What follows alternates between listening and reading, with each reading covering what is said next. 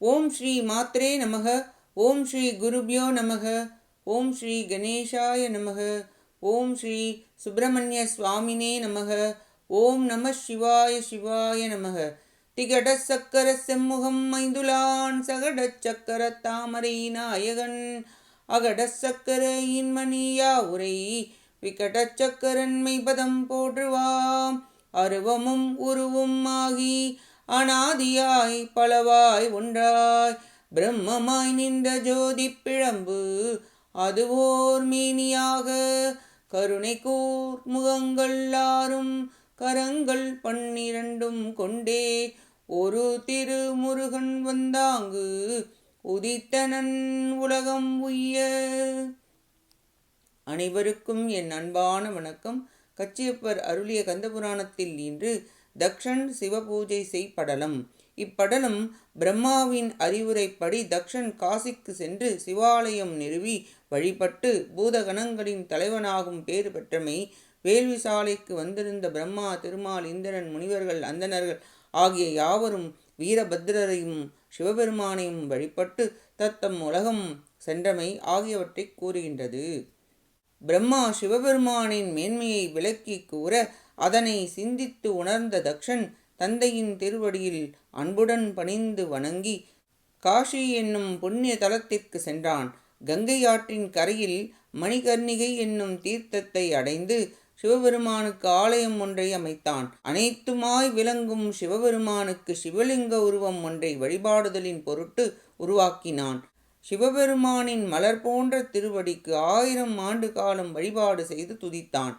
சிவபெருமான் மகிழ்ந்து லிங்கத்தில் வழிபட்டு அருளினார். தக்ஷன் திருவடிகளை பணிந்து வணங்கி, நான் தங்களை பலவாறாக இகழ்ந்து பேசி ஆணவத்தால் அறிவிழந்து பல பாவங்கள் என்னை வந்தடைந்தன. அவற்றையெல்லாம் போக்கி தங்களை வணங்கும் அன்புத்தன்மையை அருள்வீராக என வேண்டினான். வழிபாட்டை ஏற்ற சிவபெருமான் தக்ஷனின் பாவம் எல்லாம் அழித்து பூதகணங்களின் தலைவனாகும் இயல்பினை தந்து அருளி அதனால் தக்ஷன் தூய உள்ளம் கொண்டு விளங்கினான். தக்ஷன் மிக்க அன்புடன் காசியில் வேள்வி செய்ய நினைத்து அதன் பொருட்டு பிரம்மா, திருமால், இந்திரன், தேவ பெண்டீர்கள் என அனைத்து தேவர்களும் முனிவர்களும் அந்தணர்களும் வந்து சேர்ந்தனர். வீரபத்ரரை வணங்கி போற்றி கோயில்கள் தோறும் சென்று சிவபெருமானுக்கும் உமையம்மைக்கும் வழிபாடு செய்தனர். சிவபெருமானின் திருவருளால் அனைவரும் அவரவரிடம் சென்று தங்கள் பணியில் கடமையை செய்து வசித்து வந்தனர். அந்தணர்கள் யாகத்தில் கலந்து கொண்டு குற்றமற்ற உணவை உண்டு தானப் பொருட்களை வழங்கப் பெற்று தம்பூர் சென்றனர். இவ்வாறு தக்ஷன் மனம் மாறி சிவபூஜை செய்து வழிபட்டான் என்று இச்செய்தியை தேவகுருவான வியாழ பகவான் இந்திரன் மகன் ஜெயந்தனுக்கு கூற அதை கேட்டு நல்லது என்று தலை அசைத்து மிக்க மகிழ்ச்சி அடைந்து கவலையில்லாமல் தேவருலக அரசாட்சி புரிந்து வந்தான் ஜெயந்தன்.